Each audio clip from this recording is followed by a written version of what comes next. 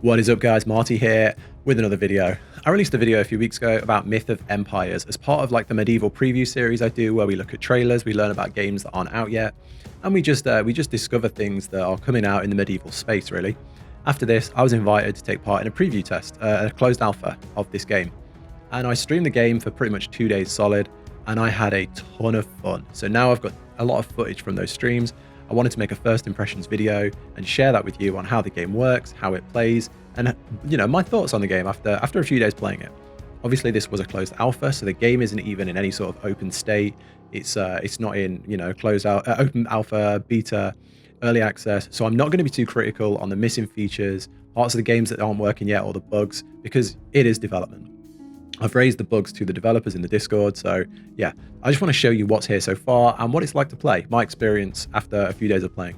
If you ever do want keys to games like this, or you want to be on the forefront of signing up for these sort of key releases, getting involved in any stress tests, things like that, please join the Medieval Army Discord. Down below, there's a good group of us there who are passionate about medieval games, and as soon as I see something or I post it in a video, I'll post it in my Discord so people can get involved.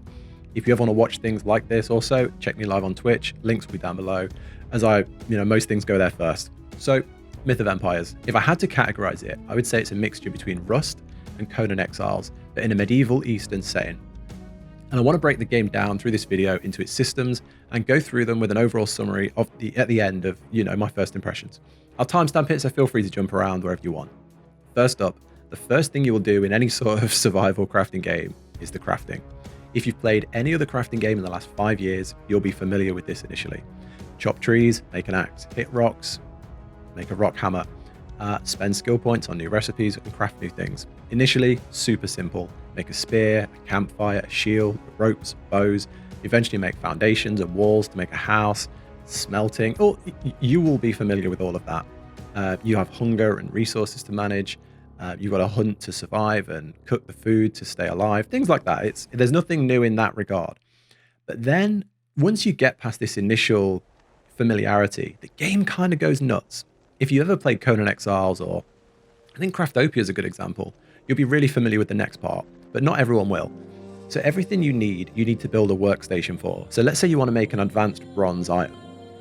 You'd need to build a furnace. You'd need to hit rocks to get copper, or hit copper ores and then smelt that into bronze. Maybe you need to make a loom, and you need to turn things into cloth. Maybe you need to pick grass and turn that into ropes. And then you need to put that all together. You need to build a tailor station and then make that advanced piece of armor. This is just an example, not an actual recipe, but that's how the crafting works. It's very interconnected and in-depth, and it takes some brain power to understand how it all fits together, and you do have to invest in it. It's super long, but with that, it's rewarding and worthwhile. But the part where crafting goes from being, a little better or similar to other survival games is the guild system.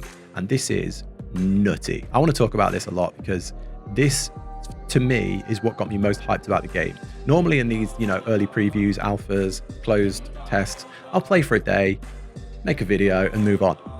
Once I saw this system, I was so hooked. I went for a few more plays. I was playing it off stream. I really think this is huge. So something I didn't initially realize going into Myth of Empires, and I'm sure a lot of people didn't, is how the guild system works. So this isn't a solo game. If you watch my preview video, I'll link it down below, or if you've watched the preview video itself, like the initial video made by the publishers of the game, you would have seen these epic battles. 50 people are sieging, and there's fortresses being destroyed by catapults and siege towers, and there's a huge skirmish on this open battlefield. And that is guild v guild content, as I now have realized after playing. So the reason for this, I want to show you the guild system here in this video. I've gone over crafting, and crafting can get you to like tier 4, so like steel and like good armor. I think steel, or like I didn't get that far, but some sort of like heavy armor. But let's say you're Billy Solo, and you spend 2 hours crafting gear. You go around, you tame a horse, that takes you an hour or so, and you craft some big fortress. You do everything yourself. You're gonna miss out, because this game really opens up when you're in a guild or when you join a guild. So I'm going to show you now, there's a guild skill tree that you have to be in a guild to access, and it has tons more advanced recipes than what you'll have on your own. You can build mines to automate the collection of ores and stuff, workshops, stables, and then you can make siege weapons like catapults, rams. And I will warn you, when you join a guild, I think this is right because I saw this pop up. I've not had this confirmed, but I saw this pop up when I tried to join a guild. It said all of your buildings become guild buildings, and you will lose them when you leave the guild. So basically, you are putting yourself to be part of their clan, and you're in that clan for life, really. So if you have no friends on the server and you don't trust anyone, this could be quite hard if you don't want to commit to a greater good that you're not fully invested in. So you can make one on your own. So I tried this on my own. At the time of streaming this, I didn't have anyone online that I knew. So I made a guild on my own, and I found someone nearby that was building a little bit. He was a bit behind me in his progress. So I invited him to my guild. I tagged both his and my location on the map so we could find each other and support each other with, whatever we needed. And as we played the game, we leveled up, we skilled up. You earn contribution points, guild contribution points, and you can use those to unlock these advanced guild schematics. So as a small group of friends, you can definitely form a solid guild and see all the content there is to see without joining, like being part of a huge guild and just being a small cog in a giant fortress. But you're probably thinking, well, how do 2 or 3 guys, how do me and my friend, how are we going to compete against these huge fortresses where they've got like 500 troops on the battlefield and they've got all these siege weapons? There's only 2 of us. We can never compete. How are we going to manage a mine and a workshop and all these big armies? Well, that's where the NPCs come in. So I'm going to talk about that next. There are camps all around the servers with NPCs. So similar to the exile camps, if you've ever played Conan Exiles, these are NPC characters that are just going about their business. But you can fight them, knock them out, and take them back to your base. The big guilds, right, are marked on your map. So I took a ride over. I was not this far advanced. I hadn't had as much time to play it as I was liked. So I took a ride over to the nearest big guild that had marked themselves. And I spoke to a few of the people, and I asked if I could just like go around their city, watch what they do, and learn to make a video on it. And they were happy for me to just chill and observe, and very peaceful. So yeah, everyone I played with during this closed alpha was super supportive, and everyone just wanted to see the game. It wasn't like toxic at all. So yeah, I want to show you how it works.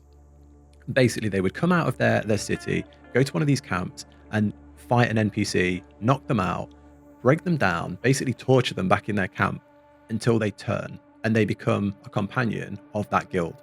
And then you can assign them to whatever work you want them to do. So you can set them to mining, gathering, managing your horses and stables, hunting. You can also put them into training. So they had this, he showed me this section of where you have like training dummies, and they were training on the dummies to level up their combat for fighting. I was playing on a very small scale at the time. I had a little house with my horse, and I was just going about my business. And when I saw this, I was blown away. It honestly felt like a big unified working city, and it was growing, getting stronger. And I was there for like half an hour and saw so much advancement in such a small amount of time. The game had only been the closed alpha had only been open for like 4 days. The server was on for about 4 days at this point. So I can't imagine how mad the cities are going to be, and how big things are going to get once people have a few weeks to play this. Other than NPCs, you can also tame and own horses, which have their own stats, like Breath of the Wild kind of style. One of my favorite parts of this game was taming my first mount. It was surprisingly hard. And one of the saddest is when it died. But yeah, anyway, next up, the combat. Combat is in closed alpha. So I'm going to be honest, the combat does need work. I don't feel bad saying that. Ranged combat feels stunning. Arrows take a while to gather and make, and they do feel hard to get a good stack of arrows. Finally having enough to hunt an animal feels awesome. Taking down your first deer, that is a great feeling because they drop a lot more meat than something small like a fox or a rabbit. And you'll need to be on the hunt constantly to manage your hunger because that goes down fast. The reason range combat is so important is because there's like these alert levels. So as you get close to animals, passive animals like deer and rabbits run away when you get close. So you need a ranged weapon to kill them. Unless you're fighting aggressive animals like boars, which will come and fight you face on. When they get low on health, they will also retreat though. So you need to have something to take them out from a distance. You can crouch and sneak up to your enemies, same as how you would tame a horse. You have to crouch, sneak up to the horse, throw down some fodder. As it comes close and eats the fodder, then you can get on its back and try and tame it. This is where I think the combat needs more work. So prolonged melee fighting feels very, very early alpha. And I mean, it is, so that's fine. I'll show you a clip of me fighting an NPC, and it's mostly just tanking and spanking until they die. I never really died in the game or felt challenged, but for reference, I haven't ventured too far.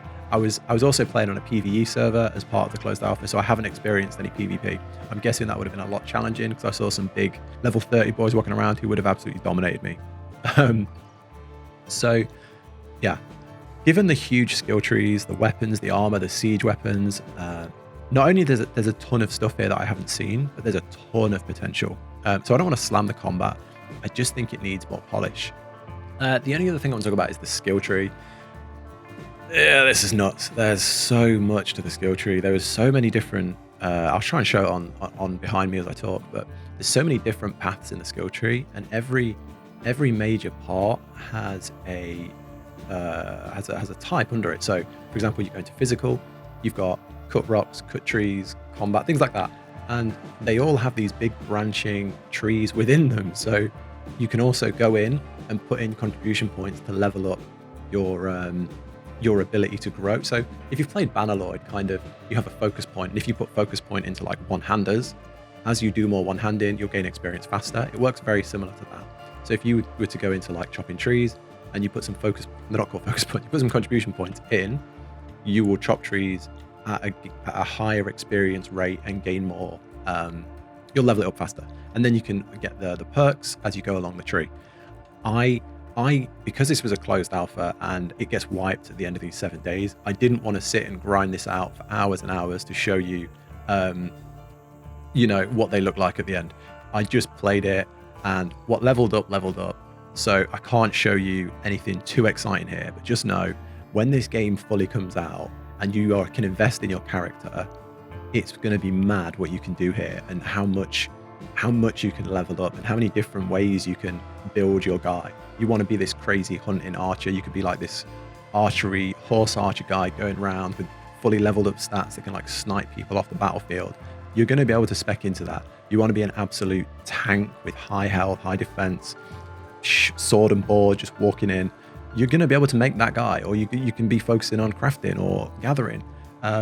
So I'm really looking forward to having a longer testing period. If there's like a month-long test period, I'll fully go in on this. But while it's just a few days or a week, I didn't really give it 100% to try and grow these skills. So yeah, overall thoughts, first impressions after 2 to 3 days playing this game. The crafting and guild system are incredible, and something I really wanted to showcase in the video, as it's impressed me and it's the thing I'm most excited about. There's also a lot of other things to talk about that I don't have the experience during the first impressions to give you a good explanation on, that I want to follow up on in future. I still find the skill trees confusing. The guild system I haven't progressed enough, and I haven't been involved in PvP or sieges. But as the game comes into closed beta, open beta words, I'm definitely going to try and get involved. I can't wait to play more and show you guys. Hell, I don't even want it to be further along. I'll play it tomorrow. If they gave me more of an open window, I'd play it tomorrow. Yeah, this is hands down one of the games I'm most excited for. They could definitely mess this up. I'm going to report all the bugs and issues I've found in the Discord. I would highly recommend anyone else that's the same that's played this. If you like the look of it, please try and get involved in one of the alphas or betas, or any sort of feedback you can give to try and make this game what it could be.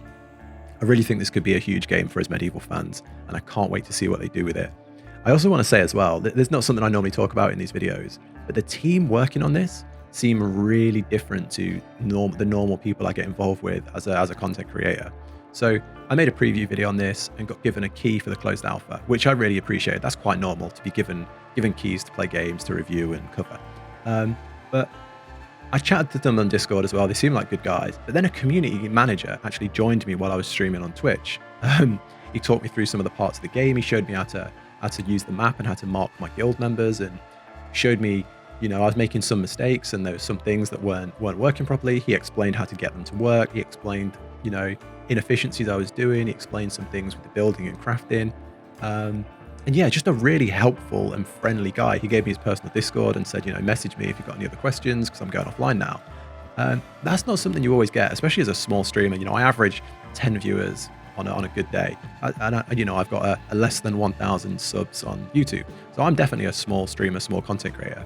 So for someone to put their time into, asking for my feedback, helping me, and you know, asking how I would improve the game or what I think of the game really gives me a good impression of the guys behind this. So yeah, the game looks great. They're treating the testers right, and they seem to have the right intentions when it comes to the game. I'd love to know what you guys think in the comments. Are you excited for this game? Does it look like something you'd play? Or do you see flaws and problems with it? If you got to play during this first test, what do you think of it? Other than that, guys, thanks so much for watching the videos. All the links down below, Discord, Twitch are down below. You can subscribe to the channel if you like this sort of thing. That really does mean a lot. Other than that, thanks for watching the video, and I'll catch you in the next one.